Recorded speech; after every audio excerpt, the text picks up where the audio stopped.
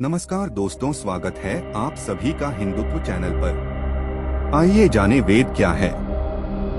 वेद दुनिया के प्रथम धर्म ग्रंथ है। इसी के आधार पर दुनिया के अन्य मजहबों की उत्पत्ति हुई, जिन्होंने वेदों के ज्ञान को अपने अपने तरीके से भिन्न भिन्न भाषा में प्रचारित किया। वेद ईश्वर द्वारा ऋषियों को सुनाए गए ज्ञान पर आधारित है, इसीलिए इसे श्रुति कहा गया है। सामान्य भाषा में वेद का अर्थ होता है ज्ञान। वेद पुरातन ज्ञान विज्ञान का अथाह भंडार है। इसमें मानव की हर समस्या का समाधान है। वेदों में ब्रह्मा, ईश्वर, देवता, ब्रह्मांड, ज्योतिष, गणित, रसायन, औषधि, प्रकृति, खगोल, भूगोल, धार्मिक नियम, इतिहास, रीति रिवाज आदि लगभग सभी विषयों से संबंधित ज्ञान भरा पड़ा है।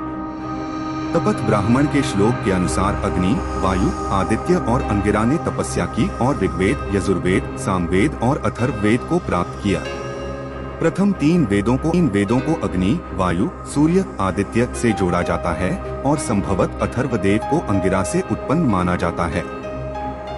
एक ग्रंथ के अनुसार ब्रह्मा जी के चारों मुख से वेदों की उत्पत्ति हुई। वेद सबसे प्राचीनतम पुस्तक हैं, इसलिए किसी व्यक्ति या स्थान का नाम वेदों पर से रखा जाना स्वाभाविक है। जैसे आज भी रामायण, महाभारत इत्यादि में आए शब्दों से मनुष्यों और स्थान आदि का नामकरण किया जाता है।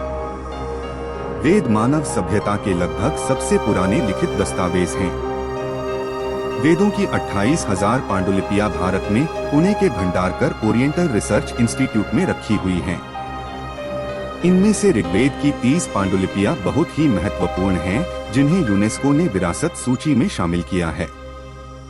यूनेस्को ने ऋग्वेद की 1800 से 1500 ईपू की 30 पांडुलिपियों को सांस्कृतिक धरोहरों की सूची में शामिल किया है। उल्लेखनीय है कि यूनेस्को की 158 सूची में भारत की महत्वपूर्ण पांडुलिपियों की सूची 38 है। वेदों के उपवेद ऋग्वेद का आयुर्वेद, यजुर्वेद का धनुर्वेद, सामवेद का गंधर्ववेद और अथर्ववेद का स्थापत्य वेद, ये क्रमशः चारों वेदों के उपवेद बतलाए गए हैं। वेद के विभाग 4 है: ऋग्वेद, यजुर्वेद, सामवेद और अथर्ववेद।